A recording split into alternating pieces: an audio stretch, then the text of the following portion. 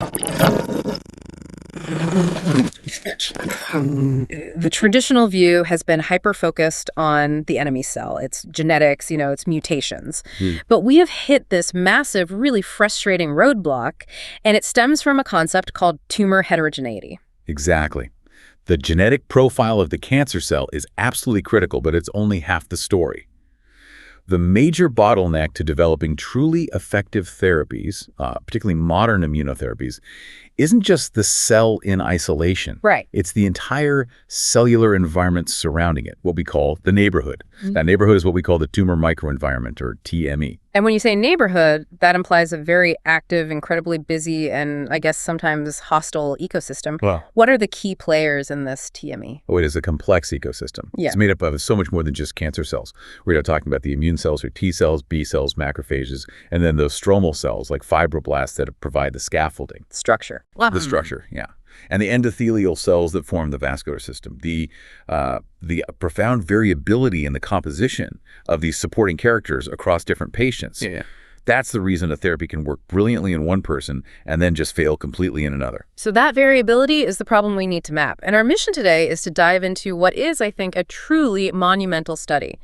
They attempted to construct a holistic pan-cancer TME cellular atlas using the most advanced tool we have, single-cell transcriptomics. cRNA-seq, yeah.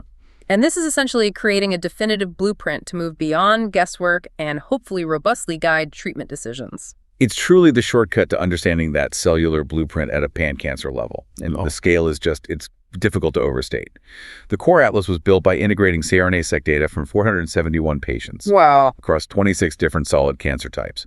And to put a number on the sheer volume of information they processed, they analyzed over 4.5 million high-quality cells. 4.5 million cells. That's an unprecedented scale for any single study focused on the TME. So this is where the technical details really matter. You mentioned scRNA-seq. For anyone who isn't familiar, why is looking at each individual cell so revolutionary compared to the bulk analysis we used to rely on? Well, think of a tumor like a mixed fruit smoothie. Bulk analysis gives you the average flavor. You know it contains some fruit. Okay. But you don't know the ratio of blueberries to raspberries. scRNA-seq lets you pull out each individual fruit, examine its specific genetic activity, and precisely identify every single cell population present. And this resolution is necessary because, so often, the most critical cells are just drowned out in the average. Now, gathering 94 different scRNA-seq data sets coming from different labs, different machines, that sounds like a computational nightmare. You must get so much technical noise, what we call batch effects. That was the first major hurdle they had to clear. They standardized the platform, so they only used data sets from the 10x technology to minimize that variation. Yeah.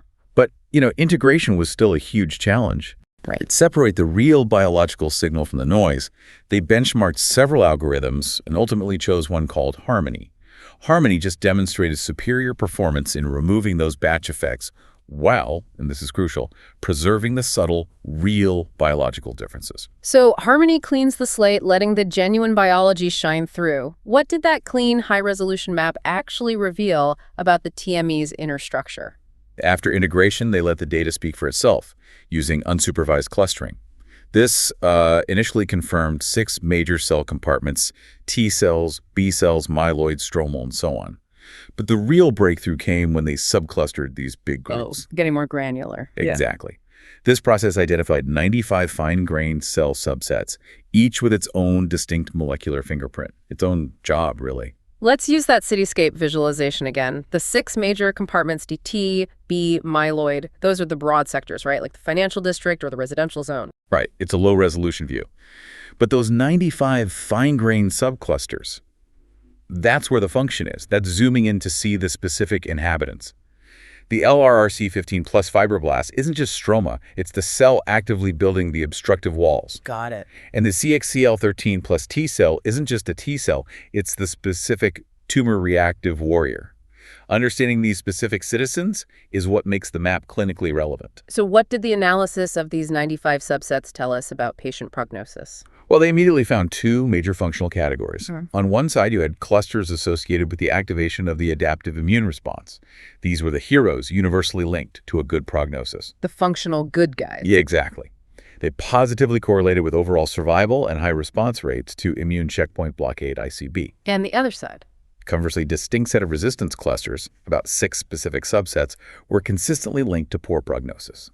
These were the ones heavily involved in extracellular matrix organization, or ECM, vascular development, and wound healing. So all the processes the tumor uses to build its physical defenses and get a blood supply. Precisely, is how the tumor protects itself. Okay, a quick recap then.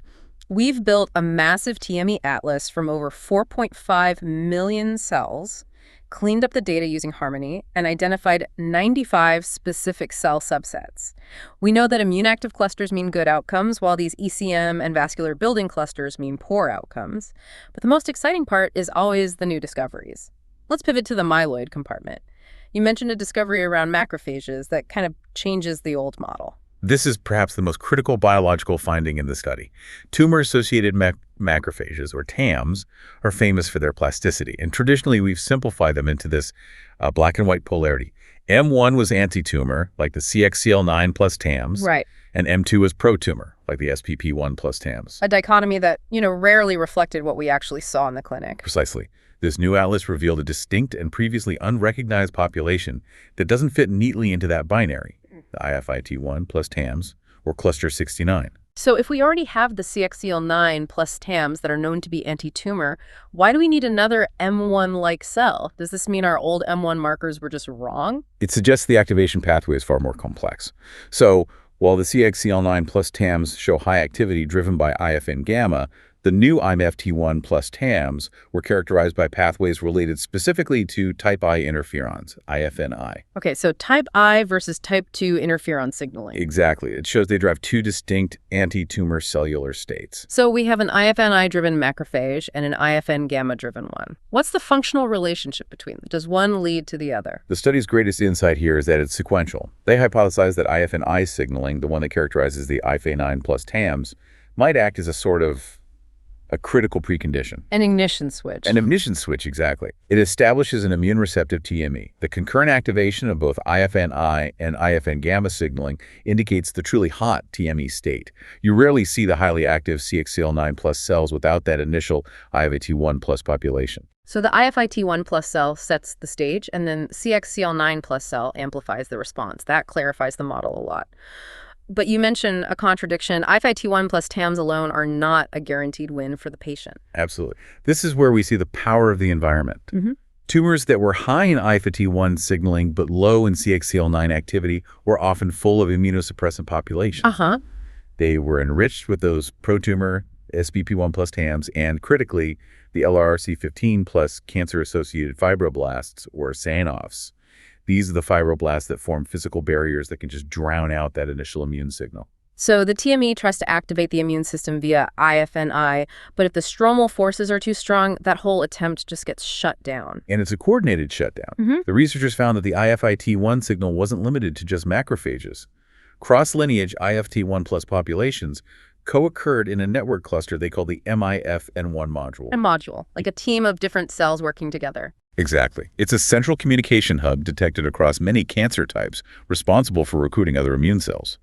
The key takeaway is, cancer outcome is fundamentally a multicellular coordination problem.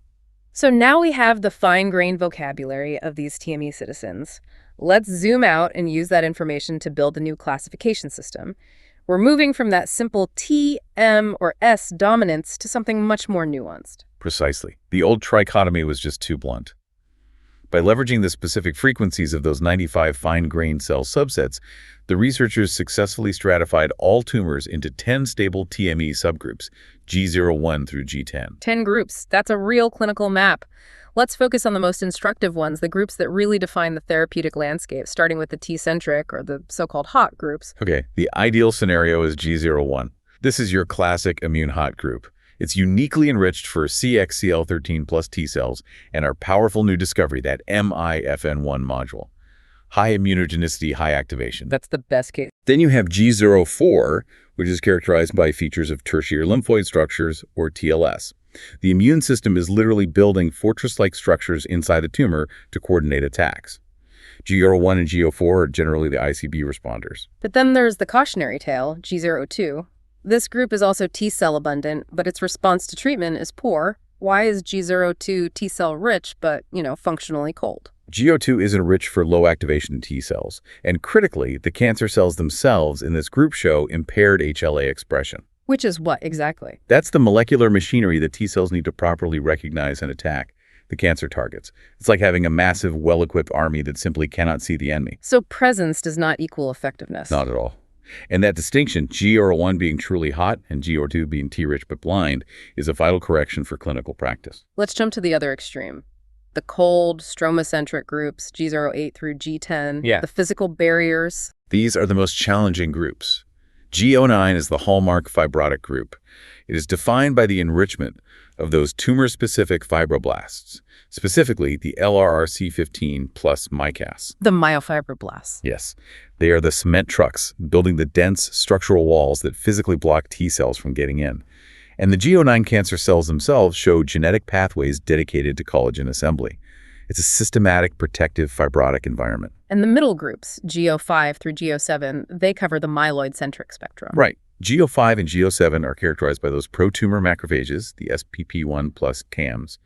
G06 is the interesting MT-centric exception. It has high numbers of macrophages, but they're the good CXCL9 plus type paired with T cells, making it a potentially responsive group. But G09, that fibrotic group, is consistently the major barrier. Consistently. Looking at the real-world application, this map showed that the composition varies wildly even within cancers we previously thought were all the same. Exactly. For instance, lung adenocarcinoma, LUD, was found to be majority G02 T-centric but low activation. The T cells are there, but they're functionally asleep. Right. In contrast, esophageal skewed heavily toward the activated G01 group. This just validates the need for this classification. We can no longer assume that a biopsy showing high T cell infiltration is automatically a hot tumor. And conversely, historically cold cancers like pancreatic and ovarian skewed heavily toward those S-centric groups, which confirms them as these complex fibrotic environments. The map works. It does. It moves us from a purely anatomical classification to a functional cellular one. So we've gone from a simple TMS model to 10 stable groups based on these very specific cell types, and these groups show major differences, even in cancers we thought were similar. T-centric G01 and G04 are hot. G02 is T-rich but cold, and the S-centric G09 is that highly fibrotic LRRC15 plus MyCAF-rich group. So what does this map mean for finding the right therapeutic strategy? Well, it allows for highly accurate prediction of ICV response and, more importantly, informs tailored interventions for the non-responders. The classification strongly correlates with ICV response rates. G01, G04, and G06 are your responders. And the non-responders? G05, G07, and the stromocentric groups G08-G10. Okay, if the goal is translation, we can't run a full cRNA-seq atlas on every patient. It's too expensive, too slow. How did they bridge that gap to the clinic? They leveraged the data to create an efficient translational tool, a 36-gene panel. This panel, derived from the core signatures of those immune-responsive groups, proved highly capable of distinguishing potential responders using just routine, less complex pseudobulk data. And it worked well. It achieved superior predictive power compared to existing genetic signatures, making the entire TME classification system actionable in the clinic. That's huge. That takes care of the responders. But for the ICD refractory patients, the myeloid and stromocentric groups, how does the map suggest we pivot their treatment? This is the true translational power. The map suggests highly specific cytokine targets based on the dominant cellular features of each refractory group. We can align the therapy to the exact geography of the TME. Okay, give us the strategy for the M-centric groups, G05 and G07, the ones rich in those pro-tumor SPP1 plus TAMs. For these groups, analysis showed that MCSF and GCSF signaling dominated. Those are the pathways that recruit and support macrophages. So the logical target is CSF1R inhibitors. And did it work? When tested in mouse models, CSF1R inhibition caused a robust decrease in the G05, G07 signatures. And this aligns perfectly with known clinical successes, like combining CSF1R inhibition with ICB and M-centric cancers, like glioblastoma. You're blocking the very signal that feeds the dominant suppressive cell population. What about the vascular-rich group, G08? G08 showed high VEGF-A activity, which is a signal for blood vessel growth. The intervention is immediate, EGFR inhibitors. And again, this is a strategy that's already proven effective in vascular-rich cancers like renal cell carcinoma. And finally, the really tough ones. The highly fibrotic barrier groups, G08 through G10, the LRRC15 plus MyCAF problem. These groups were dominated by high TGFP1 activity, which is crucial for differentiating fibroblasts into those barrier-forming CCAFs.